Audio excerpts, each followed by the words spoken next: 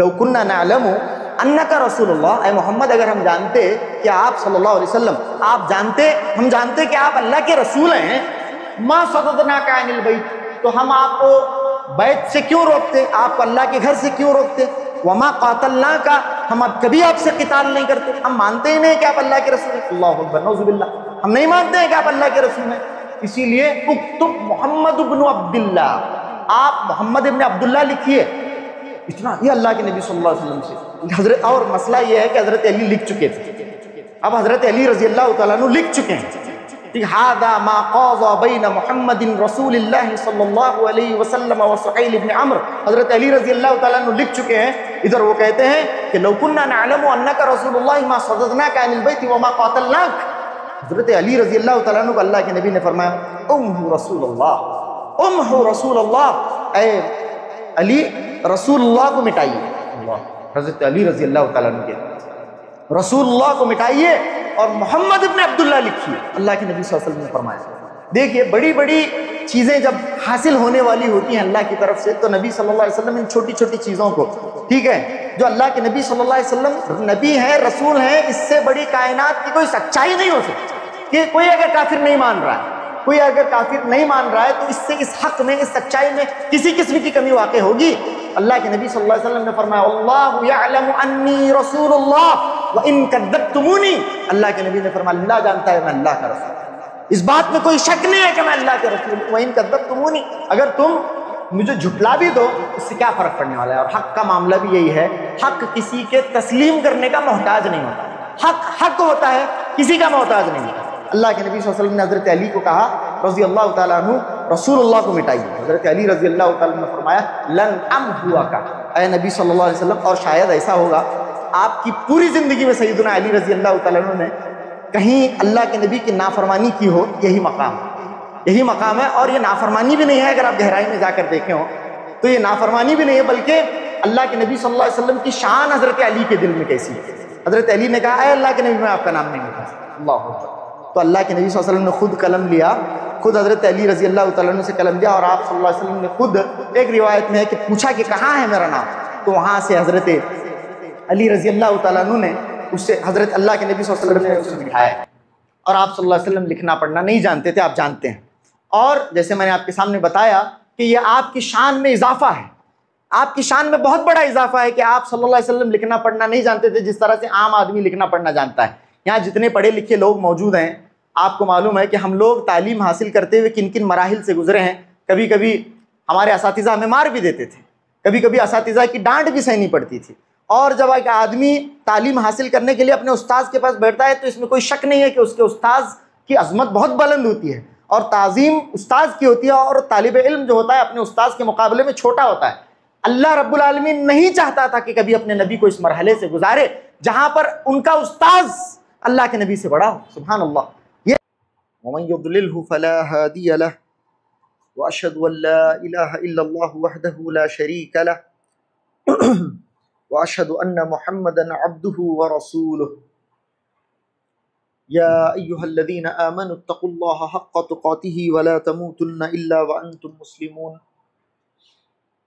يا ايها الناس اتقوا ربكم الذي خلقكم من نفس واحده وخلق منها زوجها وبث منهما رجالا كثيرا ونساء واتقوا الله الذي تساءلون به والأرحام إن الله كان عليكم رقيبا يا أيها الذين آمنوا اتقوا الله وقولوا قولا سديدا يصلح لكم أعمالكم ويغفر لكم ذنوبكم ومن يطع الله ورسوله فقد فاز فوزا عظيما أما بعد فإن خير الحديث كتاب الله وخير الهدي هدي محمد صلى الله عليه وسلم وشر الأمور محدثاتها وكل محدثة بدعة وكل بدعة ضلالة وكل ضلالة في النار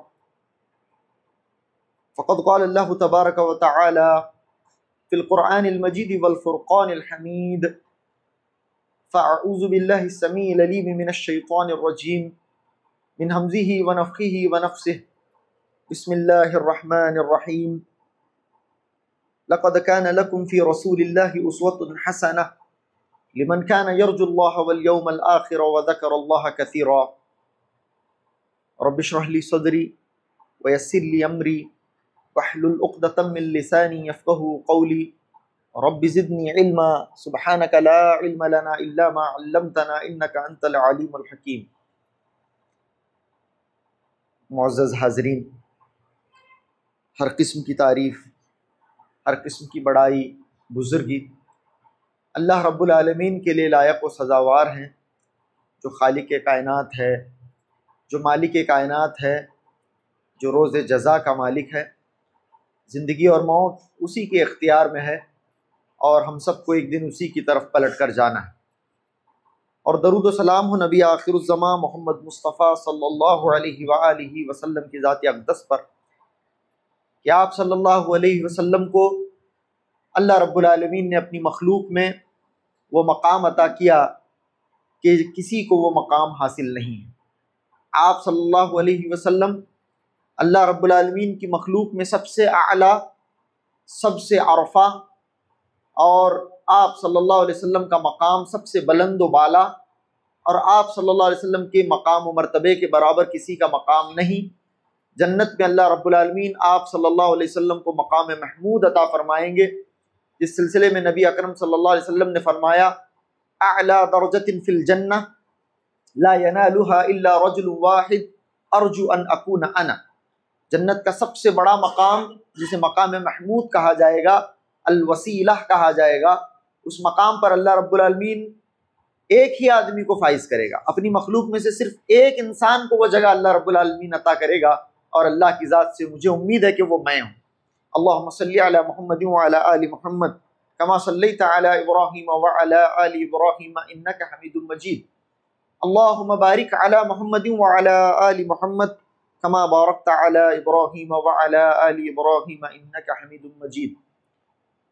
معزز حاضرین، پیارے نبی صلی اللہ علیہ وسلم کی حیات طیبہ کا تذکرہ، بالخصوص آپ صلی اللہ علیہ وسلم کی حیات طیبہ میں پیش آنے والے ایک اہم واقعے، جسے صلح حدیبیہ کے نام سے جانا جاتا ہے، مسلسل کئی خطبات اس سلسلے میں آپ کے سامنے پیش کیے جا رہے ہیں۔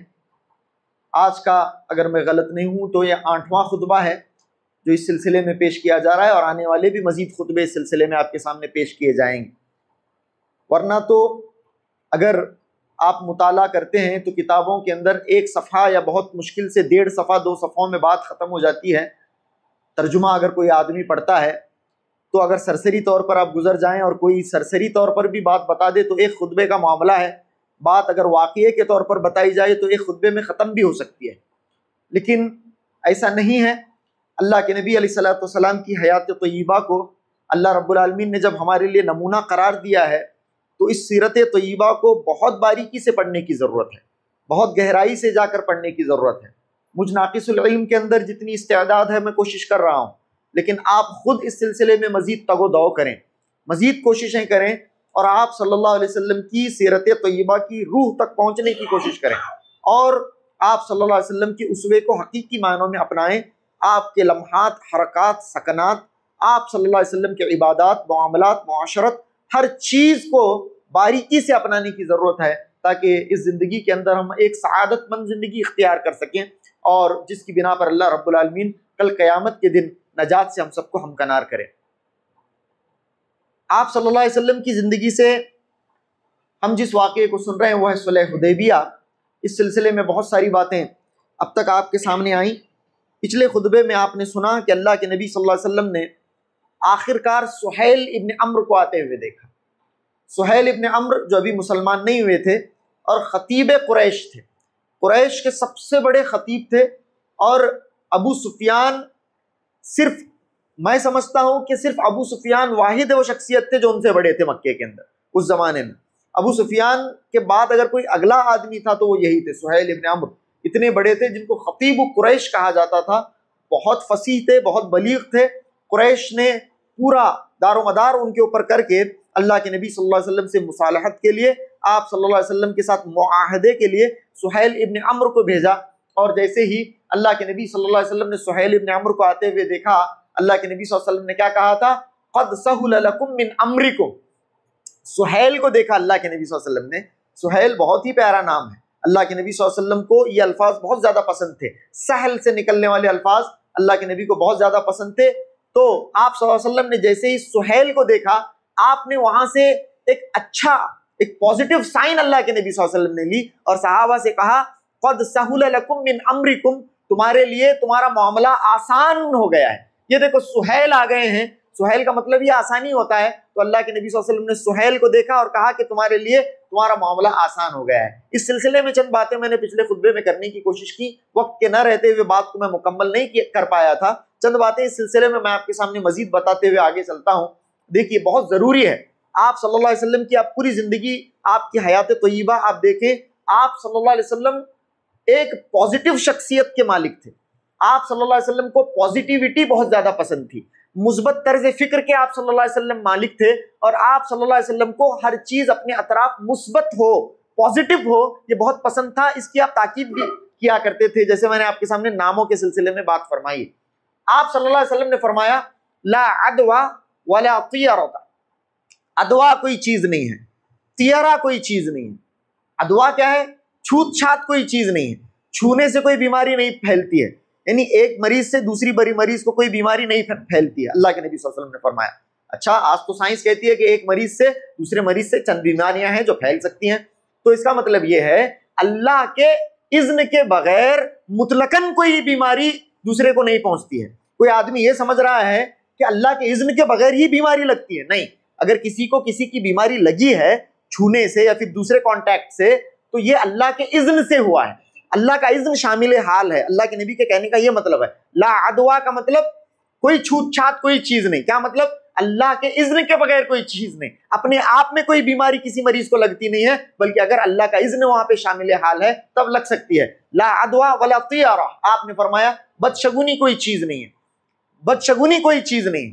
ایک اور جگہ پر اللہ کے نبی نے فرمایا جس نے بدشگونی لی, من ردت الطیرۃ عن حاجتہ فقد اشرک, جسے بدشگونی نے کوئی کام کرنے سے روکا گویا اس نے شرک کیا. اللہ اکبر. بدشگونی, چیزوں سے بدشگونی لینا, جانوروں سے بدشگونی لینا, بدشگونی اللہ کے نبی صلی اللہ علیہ وسلم نے فرمایا کہ بہت مذموم ہے, یہاں تک کہ شرک ہے. آپ صلی اللہ علیہ وسلم نے فرمایا.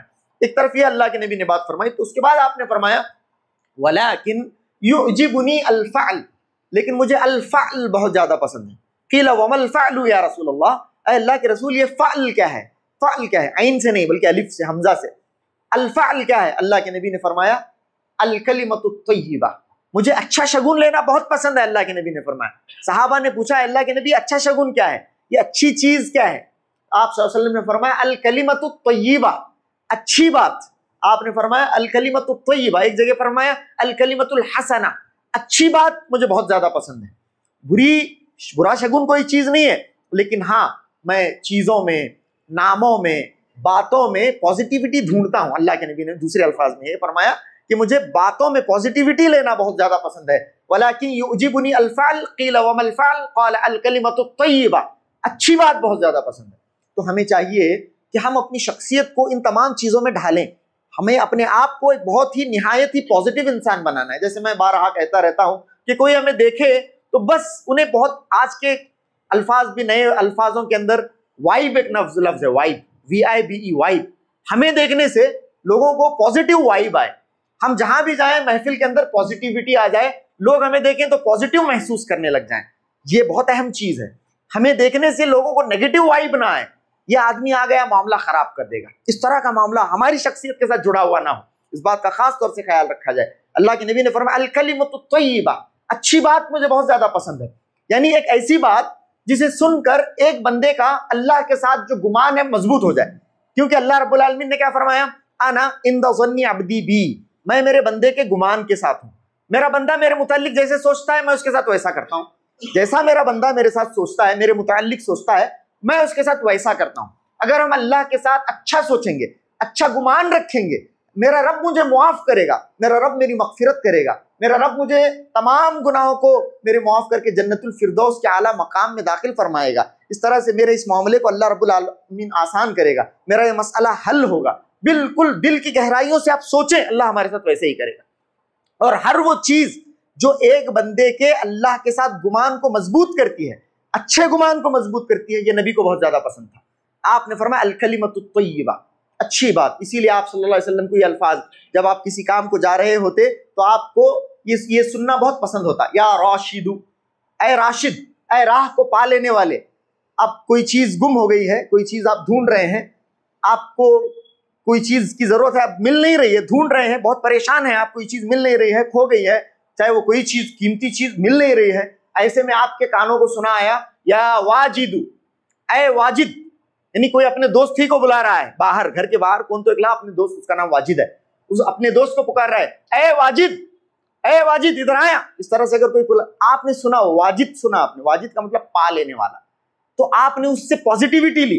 वाजिद का मतलब पा लेने वाला, अच्छा मैं भी पा लूंगा, मेरी जो चीज है जो मैं खो गया हूं वो मैं पा लूंगा, यानी मेरा गुमान अल्लाह के साथ बेहतर हो गया। ये चीजें अल्लाह के नबी को बहुत ज्यादा पसंद थी। आप भी याद रखें, हमारे अल्फाज ऐसे हों कि सामने वाले की अल्लाह के लिए गुमान मजबूत हो, अच्छा गुमान मजबूत हो। खास तौर से मैंने अपनी जिंदगी में भी इस चीज को बहुत ज्यादा महसूस किया है और इस मामले में मैं बहुत ज्यादा तरगीब भी दिया करता हूं अपने घर के अंदर भी। आप भी इस मामले को याद रखें, जब आपका कोई बच्चा जा रहा होता है, एग्जाम है उसकी, स्कूल है, किसी काम के लिए जा रहा है, तो क्या आप उसे दो ऐसे अच्छे अल्फाज नहीं बोल सकते? जा बेटा अल्लाह तेरे साथ है, तेरा एग्जाम बहुत अच्छा होगा। इस तरह के अल्फाज भी बोलने के लिए हमारे पास वक्त नहीं आजकल। तेरा जिस काम के लिए तू जा रहा है, और बच्चों को भी ये तरगीब दे कि वो जाते हुए अपने बड़ों से रुखसत लें, बड़ों से कहें कि अम्मी मैं जा रहा हूँ, अब्बा मैं जा रहा हूँ, मेरे लिए दुआ करें। और उस वक्त बच्चे को अब्बा बोले, जा बेटा अल्लाह तुझे कामयाब करे, अल्लाह तेरे साथ है। मैं सच कहता हूं ये अल्फाज बहुत कारगर होते हैं, बहुत कारआमद अल्फाज हैं।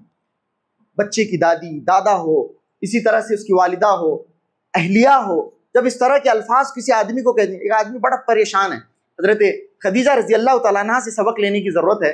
अल्लाह के नबी बड़े परेशान हैं और अपने आप के जाया होने का नबी को खतरा है। अल्लाह अकबर, कैसे खौफ में अल्लाह के नबी सल्लल्लाहु अलैहि वसल्लम मुब्तला होंगे। अल्लाह अकबर। हजरत खदीजा ने क्या कहा, कल्ला वल्लाहि ला युख्ज़ीक अल्लाह। क्या डिटर्मिनेशन है, क्या कन्विक्शन है, क्या जबरदस्त अल्फाज हैं। जब हम पढ़ते हमारे अंदर पॉजिटिविटी आती है, अल्लाह के नबी को कितनी पॉजिटिविटी मिली होगी इन अल्फाज से। अल्लाह की कसम है अल्लाह आपको जाया नहीं करेगा। क्या बात है, सुभान अल्लाह। अल्लाह के नबी सल्लल्लाहु अलैहि वसल्लम ने क्या इनकलाब बर्पा किया, लेकिन ये हिस्सा हजरत सईदा खदीजा के हिस्से में आया। क्या कहा, अल्लाह की कसम है अल्लाह आपको कभी जाया नहीं करेगा। ऐसे अल्फाज, इस तरह के अल्फाज हम अपनों को कहें और इस तरह की बातें करते हैं। जहां भी किसी मरीज की इयादत को आप अच्छे अल्फाज इस्तेमाल करें, कुछ भी हो अच्छे अल्फाज हमारे जबान से। किसी को किसी काम पर अच्छे, हाँ अगर आप तंबीह भी करना चाह रहे हैं, किसी मामले में तंबीह भी करना चाह रहे हैं, खबरदार भी करना चाह रहे हैं, वहां पर खबरदार करने के लिए भी नहीं, ये इसमें नुकसान होता है, देखो इस तरह के अल्फाज नहीं, इसमें ऐसा है, इसमें वैसा है, ये होगा वो होगा, नहीं। आप ऐसे अल्फाज का इंतखाब करें कि सामने वाला मुतनब्बे भी हो जाए। बुरे अल्फाज ना इस्तेमाल करें। बुरे अल्फाज से अल्लाह रब्बुल आलमीन से बंदा बदजन होने के चांसेस होते हैं। इस चीज का बहुत ज्यादा ख्याल रखने की जरूरत है। और आज हमारे पास, मैं समझता हूं कि ये कैसी बदअक्ली बाज दफा है कि हम ये बिल्कुल सोचते ही नहीं है कि हमारे अल्फाज से सामने वाले को बुरा भी लग सकता है या फिर कुछ हो सकता है। बहुत बार आपने भी गौर किया होगा, बात दूसरी तरफ जा रही है, बात को मुकम्मल करके आगे बढ़ते हैं।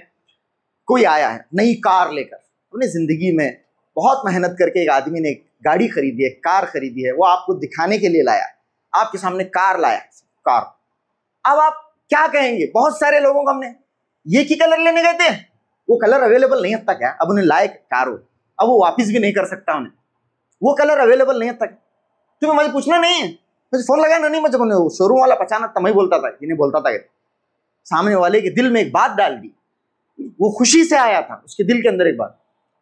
घर बनाने के बाद बड़ी खुशी से इसे बुलाया गया है, दावत में बुलाया, घर को जाता, उसके घर की दावत है, वहां पर गया, नहीं ये कलर जरा दूसरा सिलेक्ट कर सकते थे, नहीं इस तरह से, ये ऐसा हो सकता था, वो वैसा हो सकता था। ये सारी चीजें, ये नेगेटिविटी है और सामने वाले के दिल को हम नाराज कर रहे हैं, उसके दिल के अंदर एक बात डाल रहे हैं। दिलों के अंदर बात डालना अच्छी चीज नहीं है।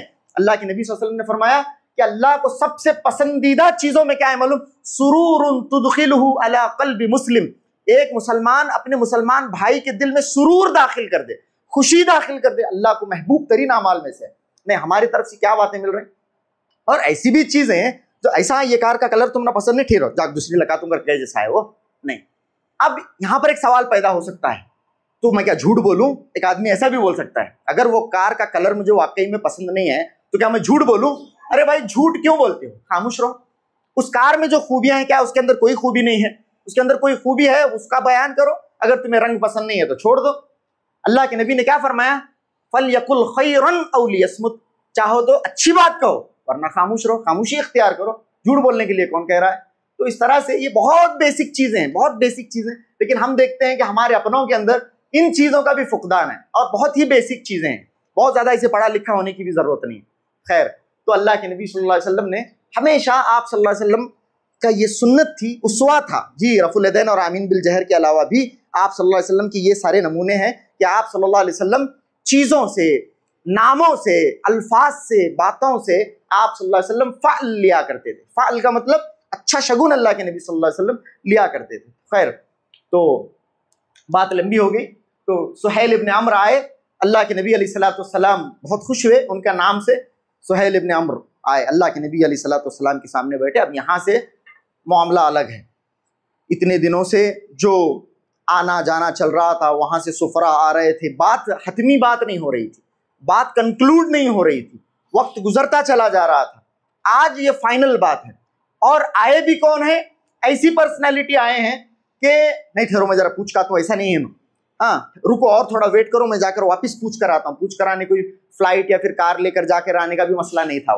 तो इस बार मैन इन अथॉरिटी, एक ऐसी शख्सियत आए हैं कि किसी को पूछने की उन्हें जरूरत नहीं है, अब वो जो तय करे वही। इस तरह से सुहैल इब्न अम्र आए, अल्लाह के नबी अलैहिस्सलातु वस्सलाम के सामने बैठे, आप सल्लल्लाहु अलैहि वसल्लम भी बैठे। सुहैल इब्न अम्र के साथ सहाबा इकराम है, 1400 सहाबा इकराम है।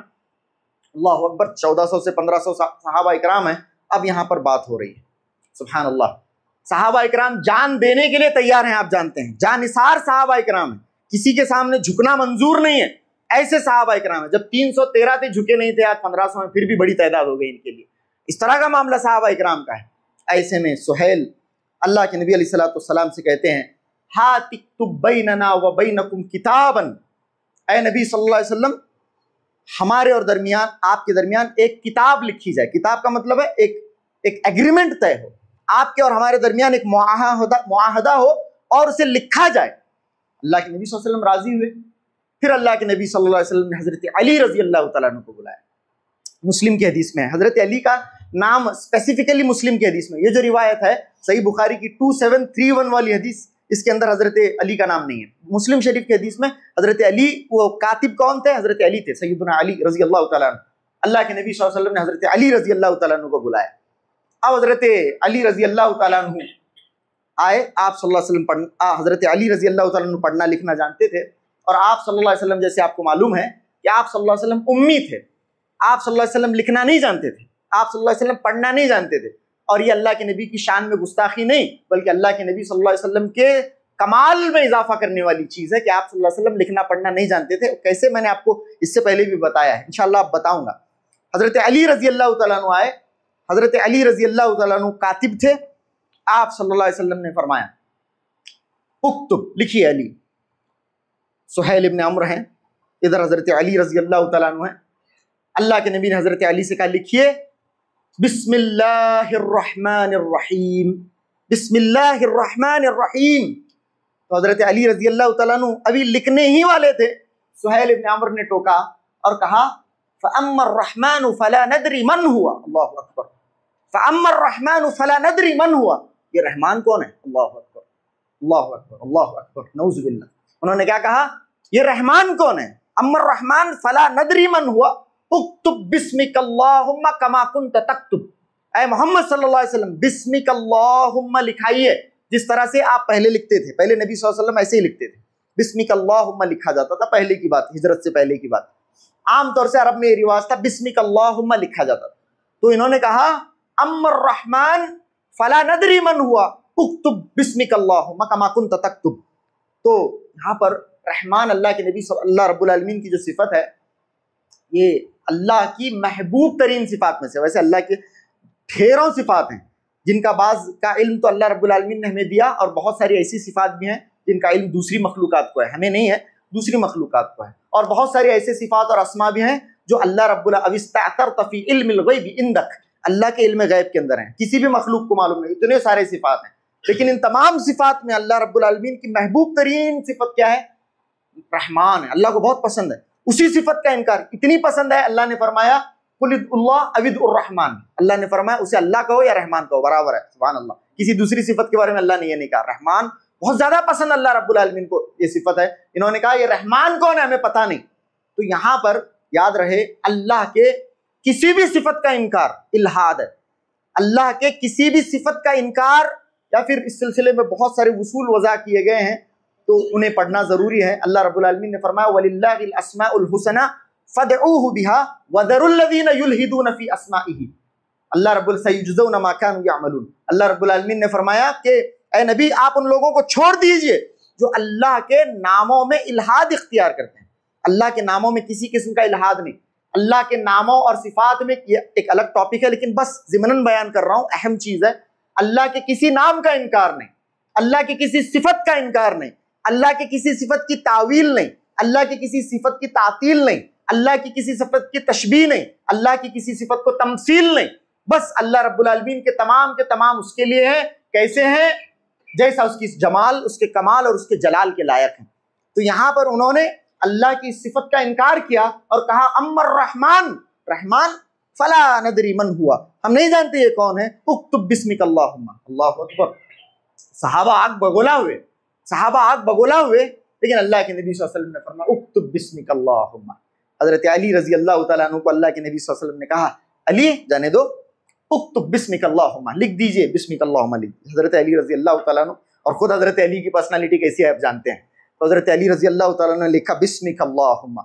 پھر اگلی لائن ھذا ما قضى بین محمد رسول اللہ صلی اللہ علیہ وسلم، یہ معاملہ محمد صلی اللہ علیہ وسلم اور سہیل ابن عمرو کے درمیان طے ہو رہا ہے۔ ھذا ما قضى بین محمد رسول اللہ صلی اللہ علیہ وسلم و سہیل، اللہ کے نبی صلی اللہ علیہ وسلم نے پہلی فرسٹ لائن لکھائی کہ یہ معاملہ محمد رسول اللہ صلی اللہ علیہ وسلم ان کے درمیان اور سہیل ابن عمرو کے درمیان طے ہو رہا ہے۔